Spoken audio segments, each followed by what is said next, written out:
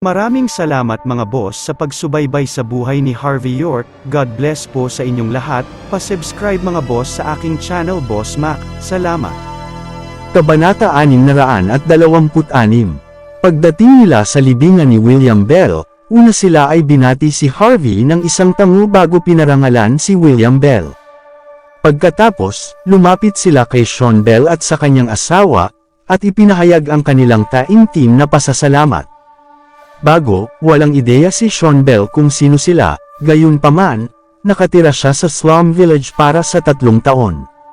Kaya, alam niya kung ano ang mga thugs sa mga kalye ay tulad ng, pati na rin ang mga pagkakakilanlan ng mga bagong dating na ito. Pagkatapos nito, tumulo ang luha niya at sinabi, "William, nakikita mo ba ito?" Ang mga malalaking shot ng underworld sa Buckwood ay dumating upang mag-alok sa iyo ng insenso. Nagsimulang umiyak ang matandang mag-asawa. Kahit na ito ay isang karangalan, ang kanilang anak na lalaki ay patay na. Siya ay naging patay sa loob ng 3 taon, ang patay ay hindi na maibabalik ang buhay. Kahit na ito ay isang kamanghamanghang serbisyo ng pang-alaala, kung ano ang gumawa nitong bagay. Nakikita ang pagdating ng mga gangster boss tulad ni Master Cesar at nag-alok ng insenso kay William. Si Chopper Leon at ang natitirang kapatid ng gangster ay natigilan ng malamig. Naramdaman nila na nahulog sila sa isang lungga ng yelo sa libu-libong taon. Sinimulan nilang maunawaan kung bakit gusto ang tao ni George Zabel at Old Niner ay magtatrabaho para kay Harvey York. Doble para sa isang matalinong tao tulad ni George Zabel, na hawakan ng sensitibong impormasyon. Sa kabila ng kanyang kalikasan, pinili niyang sumali sa panig ni Harvey agad. Tila alam niya na ang live-in na manugang na ito ay totoong may katapangan ng matagal na. Si Margie Cloud, Ted Dunn, at Jonathan Maxwell ay nakita ang mga numero ng ninuno na nag-aalok ng insenso para kay William. Sa isang maikling sandali, hindi nila alam ang gagawin kung ano ang maramdaman. Wala silang alam kung ano ang naghihintay sa kanila sa susunod. Ito, nanginginig ang katawan ni Brent Silva, at ito ay mahirap para sa kanya na magbigkas ng isang salita. Ang iba pang Silvas ay nawala ang kanilang pagmamataas. Ang kanilang isip ay isang kumpletong magulo. Ito, medyo kumalas si Leon.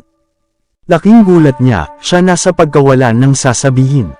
Ano ang pagkakakilanlan ni Harvey ngayon? Bakit ang isang kilalang figure tulad ni Master Cesar ay pumunta rito? Ang isang bagay na tulad nito ay hindi maaaring gawin sa koneksyon lamang. Hindi mabilang na mga katanungan ang pumuno sa mga ulo ng Silvas. Matapos mag-alok si Master Cesar at ang iba pa ng insenso, hindi sila nagtagal ng matagal. Sa halip, sila ay lumiko at umalis, gayunpaman, wala sa kanila ang lumapit kay Chopper Leon at iba pa sa oras na sila ay nanatili. Ang eksenang ito ay nalilito sa lahat, ano ang nangyayari? Dinala nila itong maraming tao dito. Bigla, sumabog si Brent sa pagtawa. Ngayon, ako ay naunawaan. Dumating si Master Cesar at ang iba pa para sa serbisyong pang-alaala para sa kapakanan ng taong iyon. Si William Bell ay proxy ng taong iyon, pagkatapos ng lahat. Bukod dito, nagretiro na sila at pumasok na nag-iisa. Bakit nila nilalabag ang panuntunan ng mga kalye? Dumating sila dito upang magbigay ng paggalang kay William at magbibigay ng mukha sa lalaking iyon. Kahit na bumalik ang taong iyon, hindi siya maglakas loob na sabihin kahit ano tungkol sa kanila, tama. Ang dating tahimik na Silvas ay sumabog sa malakas na pagdaldalan. Kung ang malaking shot ng mga kalye ng Buckwood tulad ni Master Cesar ay mga barahan ni Harvey, bakit hindi sila nakitungo sa amin bago sila umalis? Oo, nandito lang sila para sa kapakanan ng lalaking iyon. Si Chopper Leon ay sumimangot at sinabi, si Prince Silva, ay maaaring isaalang-alang ang mga damdamin ng mga matandang tao na ito. Tiyak na hindi kami makagawa ng pag-atake kay Sean Bell at sa asawa niya. Hindi rin natin dapat hawakan ang libingan ni William. Siyempre, tulad ng para sa ibang tao, magagawa natin anuman ang gusto natin. Tumango si Leon. Sige. Pagkatapos, ang kanyang tingin ay nahulog kay Harvey ng isang beses pa, talagang nang ahas si Harvey na magdulot ng isang malaking eksena, At si Leon ay ganap na wala sa linya mula sa mas manipis na takot. Para lamang dito, dapat mamatay si Harvey. Hindi ka lang mamamatay ngayon. Kailangan mong lumuhad sa harap ko upang mamatay. Si Leon ay dumura ng malamig. At 27. Ang mga pagbabago sa mga mata ni Leon Silva ay lumipat kay Chopper Leon sa muling pagbangon ng kanyang katinuan. Hinawakan niya ang kamay na mabangis, at lahat ng kanyang mga subordinate kaagad ay nakuhang muli mula sa takot at bamaling kay Harvey ng malupit. Samantala, sumulyap si Harvey York kay Tyson Woods nang walang pakialam. Mabilis na sumandal si Tyson sa kanyang mga kamay pababa. Sa likuran ni Harvey, ang 4 na lalaki mula sa dati ay nagpatuloy na nakatayo kasama ang kanilang mga ulo pababa. Sa sinyas ni Tyson, lahat sila ay humakbang pasulong. Maaari kang magsimula ngayon, sinabi ni Harvey nang walang pasubali. Kahit na ang kanyang tono ay casual, para kay Tyson ay tunog ito tulad ng isang imperial na utos. Oo, si Tyson ay hindi nagsasalita ng walang katuturan. Kinuha niya ang kanyang telepono at mabilis na nag-dial ng isang numero. Maghanda na kumuha ng pagkilos. Nakikita ng Silva sa kabaligtaran na naghahanap ng nakasisilaw, nagkibit-balikat si Harvey at sinabi, "Paumanhin na pinanatili kong naghihintay kayong lahat. Ngayon, magsimula ang palabas ngayon." Sigaw ni Harvey. Si Brent, "Ano ang mga trick na sinusubukan mong hilahin, ikaw bastard ka? Ano pa ang magagawa mo bukod sa pagbabluff? Isa ka lang sa live-in son-in-law. Gaano ka katapang kumilos at kaya sa buong pagmamalaki sa harap ng pamilya Silva? Wala ka lang." Boom! Pagkatapos lamang, ang mga paputok ay inilunsad sa hangin. Kahit na araw na ito, nakasisilaw pa rin, ang Silvas ay nawala sa mga salita nang makita nila ang pagsabog ng mga paputok. Maging si Sister Harriet, ang Sinister Fox, at ang natitira ay medyo nalilito ang mga gangster. Ano ang impyernong nangyayari? Sino ang makakaintindi sa kung ano ang mga paputok na itong ipinahiwatig? Gayunpaman, nagbago ang mukha ni Chopper Leon. Siya ay biglang naalala ang isang nakakahamak na alamat sa mga kalye. Doble kaya nang makita niya ang inilunsad na mga paputok. Ang mga sulok ng kanyang mga mata ay patuloy na kumikibot. Ang sitwasyon ay hindi mukhang tama, Prince Silva. Kami ay kailangang umatras sa lalong madaling panahon. Sinabi ni Chopper Leon kay Leon Silva. Hindi niya matiyak kung ito talaga ang tao ng alamat na naghihintay sa kanyang isipan. Umatras. Ngayon, na nakarating tayo sa isang punto ng wala ng balikan. Kung umatras tayo nang hindi alam kung ano ang sitwasyon, paano makukuha ng pamilyang Silva ang foothold sa Buckwood sa hinaharap? Malamig na sagot ni Leon, habang naramdaman din niya na ang mga paputok ay napaka hindi naaangkop. Hindi siya naglakas loob na umatras ang kanyang mga tao sa ganyan lang. Ang Silvas ay gumawa ng kanilang paggalaw na may mahusay na pakikipagsapalaran, na may isang layunin sa isip. Sa isang banda, inilaan nilang magdulot ng isang bitek sa ugnayan sa pagitan ni Prince York at York family. Sa kabilang banda, nais din nilang ipakita ang katapangan at halaga ng pamilya Silva na ang mga tao sa likod ng mga eksena. Kung sila ay umatras at magdusa ng pagkatalo sa isang live-in na manugang na walang away, tiyak na gagawin nilang magdusa sa hinaharap. Sa kasong iyon, hindi ko gusto ang lupaing iyon. Prince Silva, mag-ingat ka. Ang mukha ni Chopper Leon ay nagbago ulit. Gusto niyang kunin ang kanyang mga kalalakihan at mabilis na umalis, dahil naramdaman niya na ang lahat ay hindi mukhang tama. Bahagi ng dahilan na nagawa niyang maging malaking boss sa mga kalye ng Buckwood ay dahil sa kanyang tumpak na mga instincts. Sa sandaling ito, naramdaman niya na kung hindi siya umalis, ang kanyang katayuan bilang malaking boss ng underworld ng Buckwood baka matapos na. Hindi na kailangang isakripisyo ang iyong buhay ng kaunting pera, tama. Tulad ng malapit na silang umatras, mayroong biglaang paggalaw ng lupa mula sa lahat ng direksyon. Marami ang inalog hanggang sa sila ay nanghina, nakita ng lahat na ang buhangin at bato sa ilalim ng kanilang mga paa ay nagsimulang manginig. Ang ilang mga tao ay hindi makatayo ng matatag sa ilalim ng gayong pagyanig. Para bang isang lindol ang nangyayari dito sandali. Nagbago ulit ang mukha ni Chopper Leon. Sa wakas naalala niya ang alamat. Ang hukbo. Dumating ang mga tao mula sa hukbo. Ayon sa tsismis, ang militar ng Country H ay nagkaroon na hindi kailanman nasangkot sa mga hindi pagkakaunawaan sa mga lansangan. Hindi nila ito makikita sa mga scuffle na nangyari sa mga thugs, ngunit kung sinira ng isa ang mga patakaran, kung gayon ang hukbo ay ipapadala at patayin ang lahat sa isang pagkahulog ang mga nakasakay. Habang ang mga thugs sa kalye ay walang katapangan na tapang, ang kinatakutan nila ang karamihan sa mga nasa hukbo. Kabanata 628. Boom, boom, boom. Sa sandaling ito, ang tunog ng pagyanig ng lupa ay unti-unting naging malakas. Di nagtagal, alam ng lahat kung saan nagmula ang tunog. 10 helikopter na may mga armas ang lumilipad sa ibabaw ng lupa sa mababang mga taas.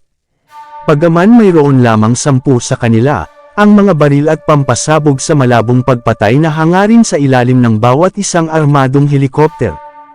Ang tunog ng pagyanig ng lupa ay lalong lumalakas. Marami ang naging medyo hindi matatag sa kanilang mga paa. Tumingin. Sumigaw ang isang thug, pinilit agad ang lahat na tumingin sa likuran. Sa pagtatapos ng kanilang linya ng paningin, isang itim na behemoth ang lumitaw, at direktang pagdurog sa kanilang mga unang magagandang kotse sa maliit na piraso ng bakal. Ang mukha ng lahat ay naging mapotla sa sandaling nakita nila ng malinaw ang hayop na bakal. Isang nakabaluti na sasakyan. Ito ay pinaniniwalaan na isang iconic na pagsasaayos ng hukbo, at ang pinakapiling na tropa lamang ang nilagyan kasama nito. Ngayon, talagang lumitaw dito. Maraming mga numero ang nakatayo sa armadong nakabaluti na sasakyan.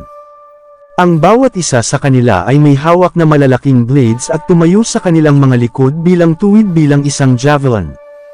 Hindi sila marami sa kanila, ngunit dinala pa rin nila ang labis na presyon sa mga suntok na ito. Ano ito ang militar, totoong militar? Naramdaman ni Chopper Leon at iba pa na ang kanilang mga ulo ay malapit ng sumabog. Ito ay tiyak na hindi ang antas na maabot nila, o maaari silang makipagtalo sa laban. Ano ang magagawa nila sa harap ng ganyang labis na lakas? Maaaring hindi maraming tao sa ibang partido, tinatayang ilang daang tao lamang. Ito ay kaunti lamang kumpara sa kung ano ang mayroon ang mga gangster. Maging sa hanggat maaari, para sa ilang daang mga kalalakihan, ang pagpatay sa 2,000 thugs na naruroon ay madali bilang inuming tubig. Hindi na nila ipinang-ahas na lumaban sa harap ng gayong mataas na antas ng kasanayan. Hindi mahalaga kung gaano kalakas ang gangster boss, siya ay kailangang agad na lumuhod sa lupa kung kailan nakatagpo siya ng hukbo. Bakit tayo nandito? Gusto lang nating mabuhay ang ating buhay. Hindi natin ito magagawa. Ang mga boss na ito mula sa mga kalye ay patuloy na nagtatanong sa kanilang sarili. Ang ilan sa mga suntok ay sobrang natakot na direkta silang sumilip. Ang amoy ng kanilang ihi ay tumaas sa himpapawid. Dumating lang sila para sa isang gulo. Kinakailangan bang magpadala ng mga gunship ng helikopter at nakabaluti na sasakyan? Hindi masyadong maraming sundalo, ngunit sila pa rin ay casual at madaling gawing mga sanggol ng mga sundalong ito. Nang mapanood ng mga tao mula sa pamilyang Silva ang eksena sa harap nila, isang panginginig ang tumakbo sa buong kanilang mga katawan, nagyayelo silang lahat. Nakakatakot talaga. Paano dumating ang hukbo na biglang lumitaw? Ano ang nangyayari? Ang mukha ni Leon Silva ay naging hindi kapani-paniwalang madilim. Bagaman maraming tao sa ilalim ng utos ng Silvas, ito ang hukbo na kanilang kinakaharap. Ang isang ordinaryong pamilya ay hindi maaaring lumaban sa mga kalalakihan lahat. Sa palagay mo ba ay isang ehersisyo sa militar? Ang lugar na ito ay napakawalang laman at tila angkop. Tahimik na iminungkahi ni Chopper Leon, siya, ang numero 1 tao sa mga kalye ng Buckwood, maaari pa ring manatiling medyo kalmado sa sandaling ito. Pinilit niya ang kanyang sarili na manatiling buo, huminga ng malalim si Leon at sinabi, sa tingin ko rin. Isa lang siyang live-in son-in-law. Paano siya makukuhang kasangkot sa militar? Kahit na para sa Silvas, nakilala bilang nasa tuktok sa gitnang mga pamilyang first class sa Southlight, ay walang karapatan na tumawid sa mga landas kasama ang militar. Tiyak na nasa ibang mundo sila. Tila na sa oras na ito ay talagang isang ehersisyong militar. Ulok lang ang swerte natin, at nangyari tayo maging sa kanilang paraan. Dahan-daang nagsalita si Leon, na parang naaliw siya kay Chopper Leon at kanyang sarili. Hindi ito dapat maging ehersisyo sa militar. Ang miyembro ng pamilyang Silva na napunta sa militar sa loob ng 2 taon na namagitan ng mahina. Para sa pagsasanay sa militar, ang lugar ay karaniwang inaalam ng advance upang payagan ang mga mamamayan na umalis. Gayunpaman, nag-check lang ako. Walang anunsyo tungkol sa ehersisyo ng militar kamakailan. Lahat ay napasinghap, ang kanilang mga mukha ay sobrang mapotla. Kabanata 629. Nagpanik ang lahat, nagkakagulo, huminto ang malaking nakabaluti na sasakyan ng halos 500 metro ang layo mula sa karamihan ng tao. Ang mga sarhento sa mga nakabaluti na sasakyan ay humakbang lahat pasulong at lumakad papunta sa lupa, gumagalaw pasulong na parang isang baha. Walang marami sa kanila, ilang daan lamang, gayunpaman, nang maglakad sila, ang kanilang aura ay masyadong labis. Clank, clank, clank. Ang mahaba at makitid na blades ay lumapat sa lupa, nagkakaroon ng maliliit na spark at blazes. Tiningnan ni Chopper Leon ang eksena sa kawalan ng pag-asa. Ito ay, ang sword camp sa hukbo. Sinasabing maging isa sa pinakamalakas na puwersa ng labanan sa hukbo. Bagaman ang bilang ng mga tao ay palaging mas mababa sa 1,000, nabalitaan na ang hukbo na ito ay ginamit upang labanan sa larangan ng digmaan ng Gitnang Asya. Sa oras na iyon, ang kanilang diskarte ay isa laban sa 1,000. Sa huli, natalo nila ang kalaban na milyon-milyong sundalo na may 1,000 lamang sa kanila. Ang sword camp ay nasa buong puwersa. Natulala si Chopper Leon. Nawalan siya ng pag-asa kapag pinag-uusapan niya ang alamat na ito. Maraming beses, sa mga digmaan, ang mga numero ay hindi ang susi sa tagumpay. Ang pangunahing susi ay inilalagay sa individual na kapangyarihan ng labanan ng mga sarhento na ito at ang kanilang pagtutulungan ng magkakasama. Tulad ng para sa sword camp, kahit na ang bilang nila hanggang 1,000 lamang, pinaniniwalaan na bawat isang sarhento na maaaring makapasok sa sword camp ay isa sa 10,000. Ano ang magagawa niya at ng kanyang mga tauhan dito laban sa ganyang mapang-api na lakas ng labanan? Kahit na may mga 12-dosenang lamang sa sword camp na sundalo, ang pagtanggal sa mga gangster na ito ay kasing dali ng pag-inom ng tubig para sa kanila. Huwag banggitin ang sword camp na nasa buong puwersa ngayon. Ang Silvas ay hindi ignorante. Sapat na, mayroon silang narinig ang tungkol sa sword camp dati. Lahat sila ay nahulog sa kawalan ng pag-asa nang marinig nila ang mga itong salita. Ang sword camp, ang gumawa, ay ang maalamat na hukbo. Bakit sila lumitaw dito? Ako, natakot si Brent Silva na ang kanyang mga ngipin sa pakikipag-chat ay hindi makapagsalita ng mahabang panahon. Prinsipe, nanginginig siya, at hindi niya maisip. Sa sandaling ito, ang mga sarhento na ito mula sa sword ay huminto ang kampo sa isang lugar na mas mababa sa 10 metro ang layo mula sa lahat, halos maabot ang distansya ng nakakasagabal sa mga maikling kutsilyo. Samantala, ang mga sarhento ay hindi nagsasalita ng walang kaparirikan. Sa halip, hinawakan nila ang kanilang mga blade na sa expression. Ang metal ng kanilang matalim na blades ay kuminang na may malamig na ilaw. Walang alinlangan na magagawa nilang ilagay lahat ng mga pagtatapos na ito at ang pamilyang Silva sa isang iglap kung nais nila. Ang mga maliit na gangster na ito ay wala sa harap ng tunay na mga sarhento.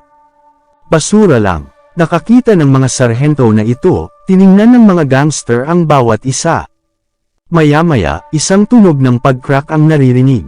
Ang lahat ng mga taong ito ay bumaba sa kanilang mga sandata at itinaas ang kanilang mga kamay. Lahat ng mga gangster ay walang pag-asa. Ang ilan ay kahit handa ng lumuhod. Lahat ng mga gangster ay ikinalulungkot. Bakit hindi nila ginawang pag-aralan ng mabuti sa unang lugar at ipasok ang lipunan tulad ng mabuting mamamayan? Kahit na ang mga thug sa kalye ay madalas na itinuturing na cool sa pamamagitan ng karaniwang katutubong, wala sila sa mukhang ganap na kapangyarihan, ang militar. Ang bakal na bola ni Chopper Leon ay natanggal sa kanyang kamay at bumagsak sa lupa sa sandaling siya ay nakita ang malapit na pagsulong ng hukbo. Ang mukha ni Sister Harriet ay naging mapotla, napakarami ng pundasyon sa kanyang mukha ay kumupas. Tulad ng para sa Sinister Fox, agad ang asukal ng kanyang dugo ay bumagsak. Kung walang taong may hawak sa kanya, mahuhulog siya sa lupa at matuno tulad ng isang puding ng putik. Ang lahat ng mga mandirigma, ang tinatawag na elite ng Chopper Leon na mga kalalakihan, naging mapotla. Hindi sila naglakas loob na itaas ang kanilang ulo. Tulad ng para sa kanilang mga kutsilyo, matagal na ang mga iyon itinapon sa lupa, ang ekspresyon ni Leon ay labis na kakilakilabot. Hanggat ang mga tao mula sa sword camp ay gumawa ng isang hakbang pasulong, ang mga blades ay ilalagay sa kanilang mga leeg, kahit nakilala siya bilang prinsipe, na siyang tao na pinakamalapit sa Prince York sa mga tuntunin ng lakas, siya ay nawala habang nahaharap sa isang sitwasyong tulad nito. Kabanata 630. Lamang kapag sinusubukan ni Leon Silva na isipin kung ano ang gagawin, nakita niya na ang mga helicopter gunship mid-air biglang tumigil sa paglipat. Inaktibo nila ang mode ng levitation at nag-hover ng tahimik sa kalagitnaan ng hangin. Ang mga baril ay pinahit ang muzzle nito at naglalayong sa karamihan ng tao sa ibaba. Ang eksenang ito ay naglalagay ng higit na presyon sa kanila kaysa sa mga sarhento mula sa sword camp. Ito ay mula lamang sa langit hanggang sa lupa at kabaligtaran. Walang paraan. Ito ay kakilakilabot. Ang eksenang ito ay masyadong nakakatakot. Sa sandaling ito, si Sister Harriet ang una na hindi makatiis ng presyon. Pow! Lumuhad siya sa lupa at itinaas niya ang kamay. Pagkatapos ay bumulalas siya. Kami ay na-trick ng pamilyang Silva na pupunta rito. Hindi namin ginawa kahit ano.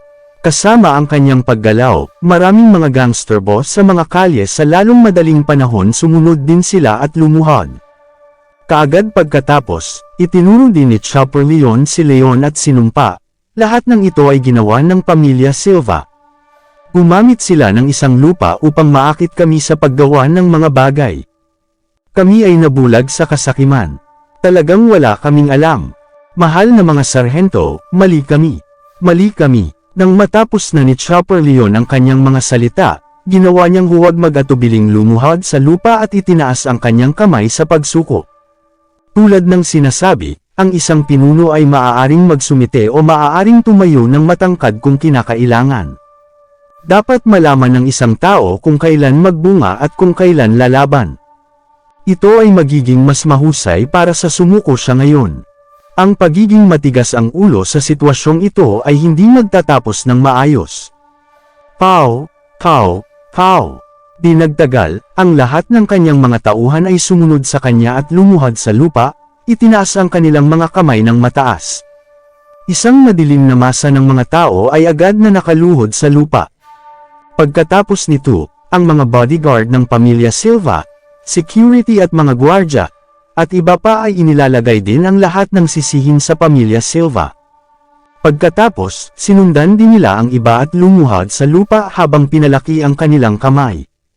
Sa isang sulyap ng isang mata, ang karamihan ng tao ng 2,000 lahat ng mga gangster ay nakaluhod sa lupa at hindi man lang maglakas loob na lumipat. Tanging ang mga miyembro ng pamilya Silva at si Margie Cloud ang naiwan na nakatayo. Tumingin sila sa paligid. Mayroong alinman sa walang malasakit na mga titig, matalim at malamig na blades, o mga taong nakaluhod sa lupa. Sa sandaling ito, hindi nila alam kung lumuhod o hindi. Si Harvey, na hindi nagsalita, ay sumulong at malamig na sinabi, Brent Silva. Si Brent, na nanginginig pa, ay nabalisa nang naririnig ang kanyang pangalan na tinawag. Siya ay nabalisa, at biglang may malakas na amoy ng ihi mula sa kanya. Tiningnan niya si Harvey na hindi malayo sa panginginig, hindi masabi ang isang salita. Leon Silva, patuloy na tumawag si Harvey, si Leon ay isang kilalang tao pa rin. Kahit na ang mukha niya ay mukhang kakilakilabot, malakas pa rin niyang pinakalma ang kanyang sarili. Walang nakakita, ngunit labis siyang nabalisa na siya ay madorog ang kanyang jade ring. Margie Cloud, head down. Jonathan Maxwell, tiningnan ni Harvey ang mga tao mula sa pamilyang Silva at tinawag niya ang mga pangalang ito. Ang lahat na tinawag ni Harvey ay nanginginig ng marahas. Ordinaryo lang ang mga salita. Gayunpaman, sa kanilang mga tainga na parang tunog ng tawag sa kamatayan sa kanila. Lahat ay tumingin kay Harvey sa isang malabo, hindi alam kung ano ang gagawin nila. Lahat ay natakot at nagpanik. Malamig na sinabi ni Harvey gamit ang kanyang mga kamay sa likuran, "Hindi niyo ba laging hinuhulaan kung ano ang mga barahan at trompeta ng live-in son-in-law na mayroon? Ito ba ang old niner? Ito ba si George Zabel? Hey! Lahat ng nakikita niyo sa harap ngayon lahat ay aking mga baraha." Ang mga salita ni Harvey ay casual. Gayunpaman, ito ay katumbas ng isang kulog na tumatama sa lupa para sa Silvas. Sumabog ang mga ito ng buo at ginawa silang nanginginig. Si Leon, na palaging ipinagmamalaki ang pagkakaroon ng estratehiyang utak, ipinikit ang kanyang mga mata sa kawalan ng pag-asa, isang maling hakbang, at mawala siya sa buong laro. Siya ay mali mula sa simula, tulad ng tungkol kay Margie, natakot siya. Ang mukha niya ay parang mapotla bilang isang puting papel. Patuloy na nanginginig ang kanyang panga.